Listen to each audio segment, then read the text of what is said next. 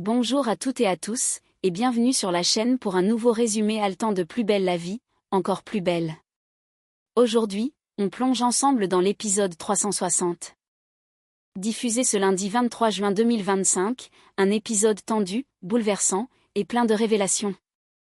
Alors que Chloé est toujours tenue prisonnière dans un appartement insalubre, son état de santé se dégrade dangereusement. Luna, à bout de force, se bat pour la maintenir en vie avec les derniers moyens dont elle dispose. L'urgence est palpable. L'espoir s'amenuise. Pendant ce temps, Babette tente de décrypter le message codé laissé par Luna. Elle sait qu'il y a une alerte cachée, mais Patrick, sceptique, tarde à réagir.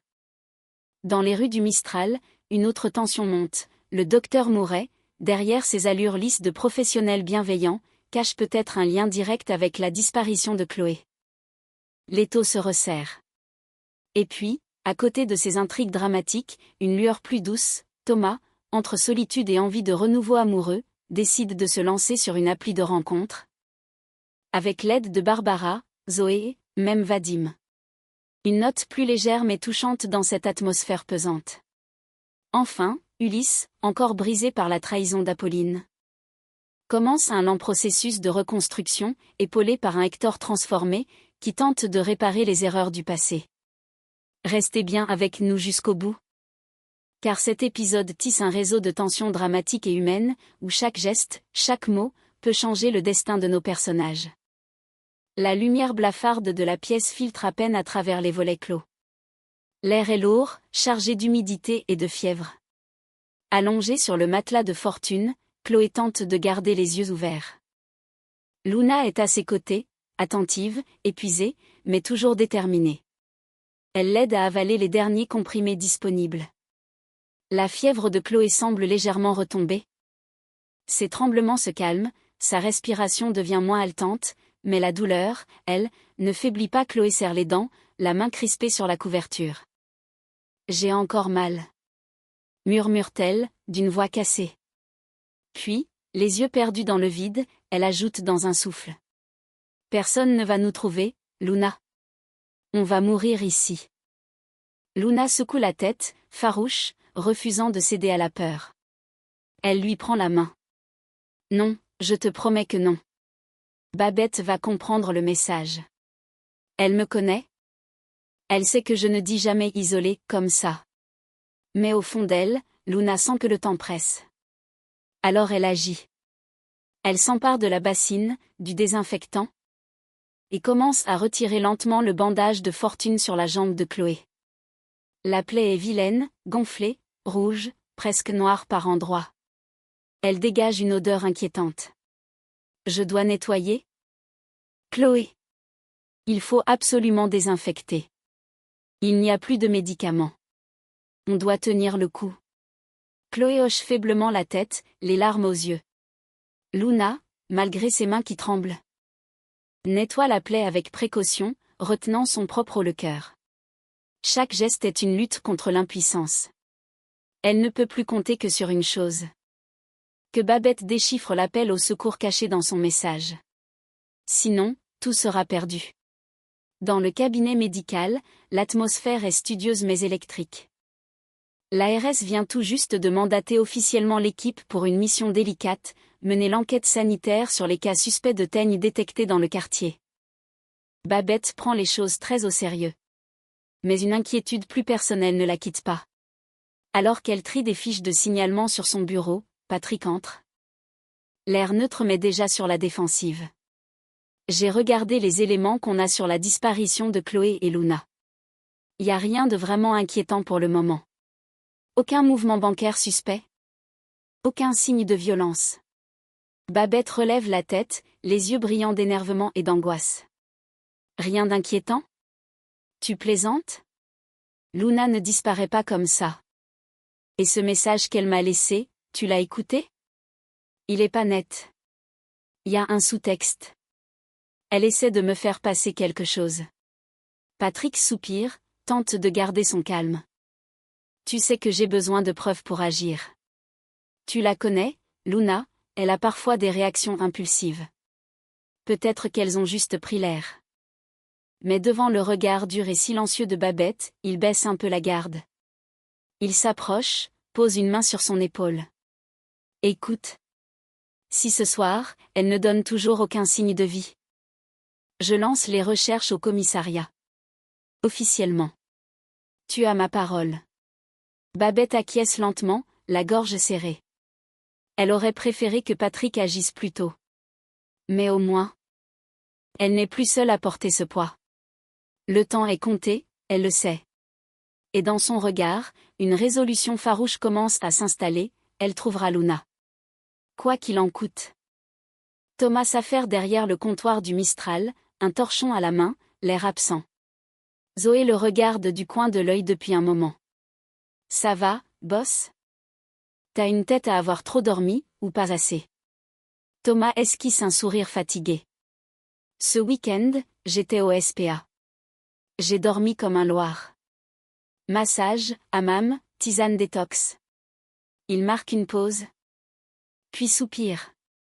Et des couples. Partout. Des regards amoureux, des doigts entrelacés, des petits bisous dans le jacuzzi. Il grimace. J'ai fini par me sentir comme une éponge célibataire dans une mer de lave en couple. Barbara, qui débarque avec un plateau, rit doucement. C'est peut-être un signe. T'es prêt à tourner la page, non? Tu devrais t'inscrire sur une appli. Thomas hausse les épaules, faussement désinvolte. J'avoue, j'aimerais bien rencontrer quelqu'un. Quelqu'un qui me retourne la tête, qui me fasse vibrer. Pas juste un flirt. Quelqu'un de vrai. Plus tard dans la journée, on le retrouve installé en terrasse avec Zoé. Tous deux observent les passants d'un air complice. Lui, tu crois, murmure-t-il en désignant un homme en trottinette. Zoé lève un sourcil. Trop de gel dans les cheveux. Mauvais signe. Il rit. Le jeu dure un moment, entre espoir et déduction à la volée. Finalement, poussé par l'enthousiasme de Barbara et la curiosité piquée, Thomas sort son téléphone et télécharge une appli de rencontre. Mais fais gaffe au faux profil, le prévient Barbara. Ah oui. Les gars qui ont des abdos de mannequin et vivent à 2 rues d'ici. Ironise Thomas. C'est alors que Vadim, qui passait par là, capte un bout de leur conversation. Il s'approche avec un sourire malicieux. Besoin d'un expert en rencontre, Thomas? Je peux te filer 2-3 conseils, si t'es prêt à les entendre. Thomas éclate de rire. Pourquoi pas? Avec tout ce que j'ai vu ce week-end, je suis prêt à tout. Même aux conseils de Vadim. Et tandis que le soleil décline sur le Mistral, Thomas, entre 2 éclats de rire et un profil qui le fait hésiter, se remet doucement à rêver, que l'amour pourrait bien le surprendre là où il ne l'attendait plus. Dans le calme feutré du cabinet, Ulysse est seul, assis à son bureau, le regard perdu dans le vide. Son téléphone entre les mains, il écoute encore et encore les anciens messages vocaux d'Apolline. Sa voix résonne dans la pièce. Douce, légère, rieuse parfois, douloureuse aujourd'hui. Tu viens me chercher? J'ai trop envie de te voir. Il ferme les yeux. Une brève douleur lui traverse la poitrine. Elle lui manque. Terriblement. Dans l'encadrement de la porte, Vanessa le regarde en silence. Elle a tout entendu. Un soupir s'échappe de ses lèvres avant qu'elle ne s'avance, le ton ferme, presque cinglant. Arrête de te morfondre. C'est pas digne de toi, Ulysse. Surpris, il relève la tête, gêné, comme pris en faute.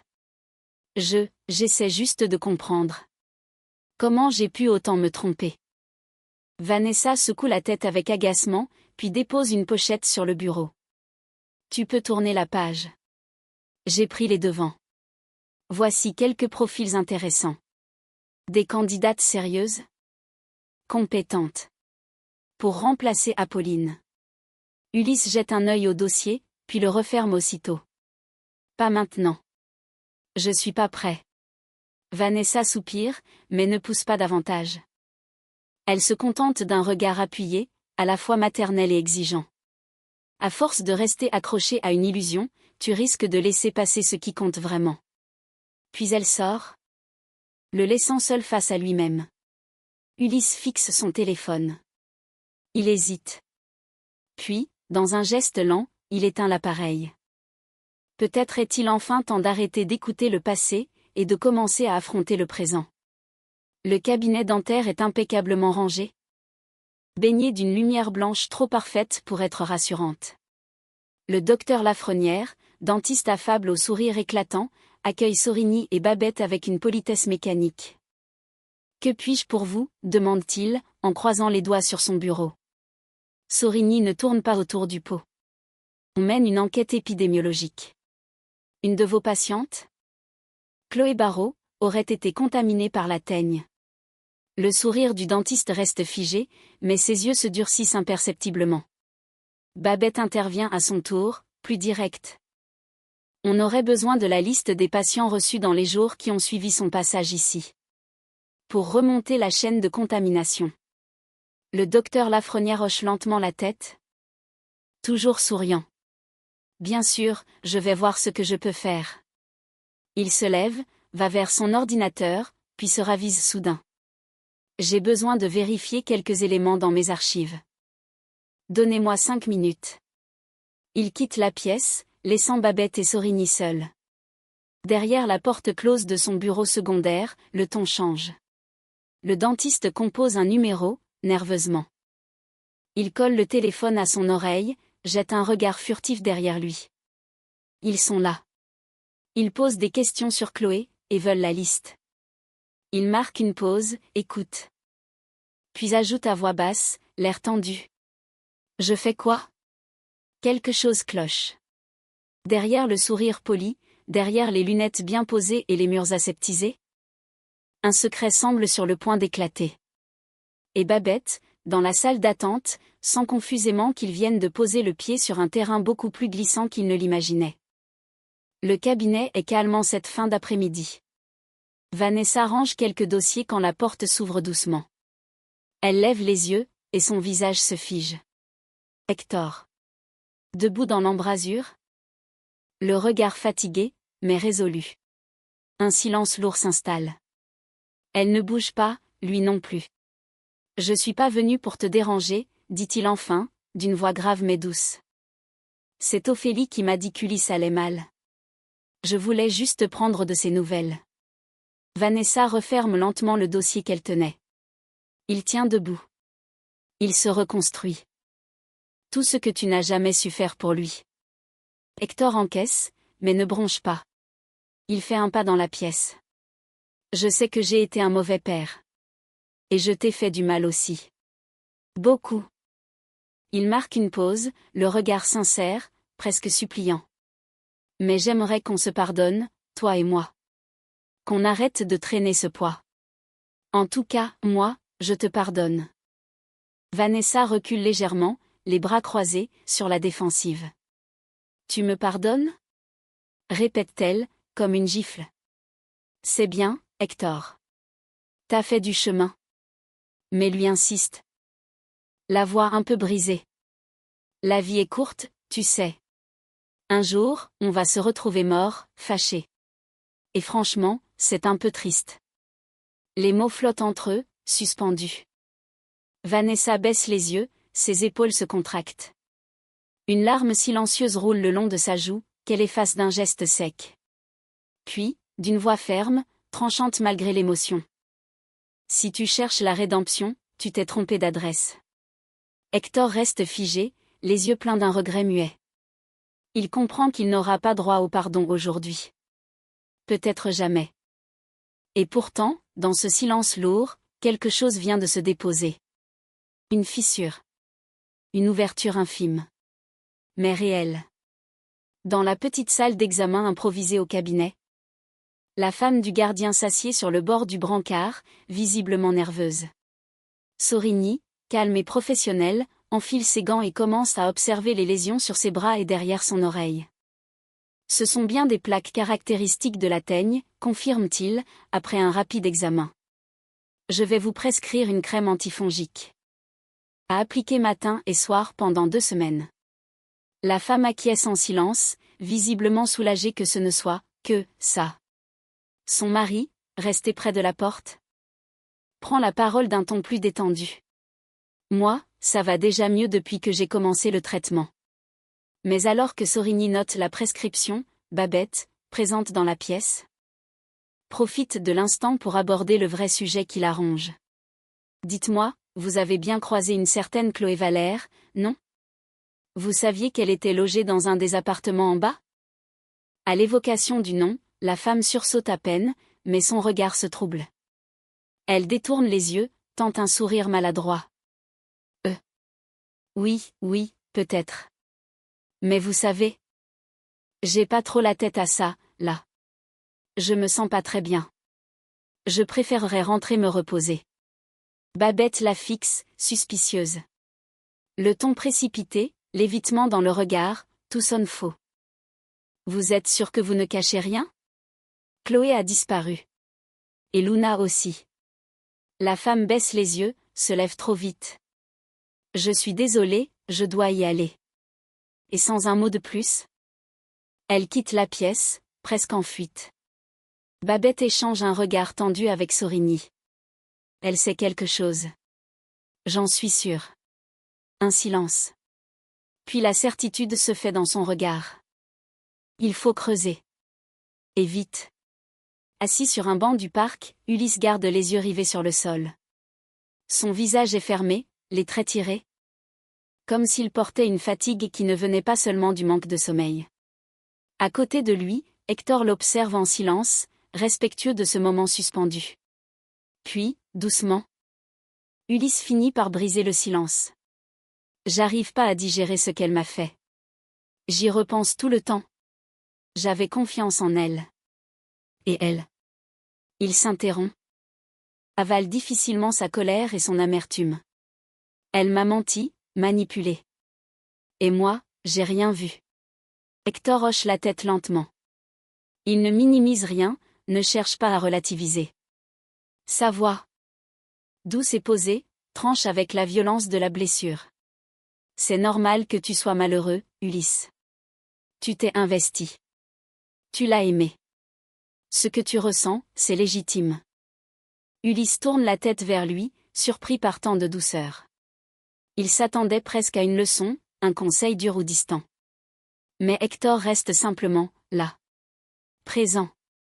Tu sais, reprend-il. On croit toujours qu'on saura encaisser. Qu'on a les épaules. Mais le cœur, lui, il a ses propres règles. Ulysse esquisse un sourire triste. T'as changé. Toi. Hector lui rend un regard sincère. J'essaie. Il est peut-être un peu tard, mais j'essaie. Un silence s'installe, mais cette fois, il est apaisant. Le père et le fils ne se disent rien de plus, mais pour une fois, ils se comprennent. Profondément. Et pour Ulysse, en plein naufrage émotionnel, cette bienveillance-là vaut tous les maux du monde. Le soleil décline doucement sur le pavillon des fleurs. L'ambiance est étrange, suspendue. Blanche discute à voix basse avec Éric dans le salon. Un fond d'inquiétude permanent accroché à chacun de leurs mots.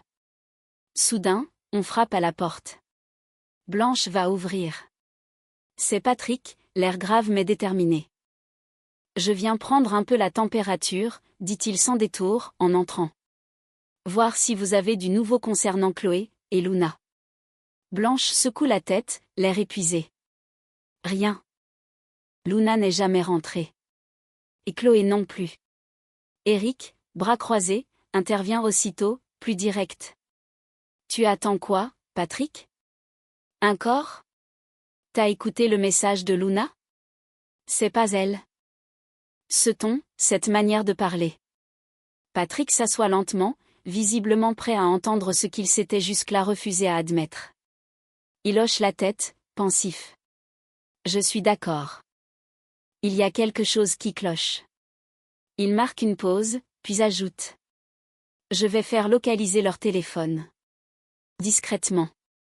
On a peut-être assez attendu. Blanche sent un frisson lui parcourir l'échine. Enfin, les choses bougent. Une chance, peut-être, de retrouver Luna. Et Chloé. Patrick se lève. Son regard croise celui de Blanche, puis d'Éric. Je vous tiendrai au courant. Et cette fois, dans sa voix, il n'y a plus de doute. L'urgence est là. Et il est prêt à agir. Dans le calme relatif du cabinet, Babette termine un appel. Le regard préoccupé. Elle raccroche lentement, puis se tourne vers Sorigny, resté assis face à elle, les bras croisés mais l'œil toujours en alerte. C'était Léa. Elle a retrouvé le propriétaire de l'immeuble où Chloé avait loué une chambre. Sorigny se redresse légèrement. Et alors ? Babette soupire, son regard se durcit. Il s'agit de Marc Mouret. Le dentiste. Un silence tendu s'installe. Sorigny échange un regard avec elle, surpris. Celui qui nous a accueillis l'autre jour ? Lui-même. Le grand sourire, le ton aimable. Mais il nous a menti. Il savait très bien qui était Chloé. Elle se lève, agacée, fait quelques pas pour contenir son émotion. Puis, plus doucement. Je te remercie, vraiment, de t'impliquer autant. T'étais pas obligé de t'investir comme ça. Sorigny secoue la tête, sincère. Si, j'étais obligé. Parce que c'est grave. Et parce que je te vois t'inquiéter pour Luna, pour Chloé. Je peux pas rester les bras croisés. Touchée, Babette le regarde avec reconnaissance. Tu sais, parfois, on se sent un peu seul dans ce genre de moment. Et là, je me sens un peu moins seule. Un léger sourire passe entre eux, discret mais sincère. Puis Babette retrouve son sérieux. Il faut qu'on confronte Mouret. Mais avec précaution. Il cache quelque chose. Et s'il est mêlé à leur disparition, il est dangereux. Sorigny hoche la tête, prêt. L'heure n'est plus au doute. Il est temps d'agir. Voilà pour cet épisode 360 de Plus belle la vie, encore plus belle, un volet intense où les liens familiaux se redessinent. Les secrets refont surface, et où la course contre la montre pour sauver Chloé et Luna devient vitale. Entre mensonges, révélations et émotions à fleur de peau. Le Mistral n'a jamais été aussi sous tension. Les prochaines heures seront décisives, Patrick va-t-il enfin localiser les téléphones ? Babette et Sorigny réussiront-ils à confronter le mystérieux docteur Mouret à temps ? Et surtout, Chloé et Luna survivront-elles à cette séquestration dans un état critique ? Dites-moi en commentaire ce que vous avez pensé de cet épisode, quelles sont vos théories sur l'implication de Mouret, et si vous croyez encore à un sauvetage in extremis. N'oubliez pas de liker, de vous abonner, et d'activer la cloche pour ne rien manquer des prochains résumés. On se retrouve très vite pour l'épisode 361. Prenez soin de vous, et à très bientôt sur la chaîne.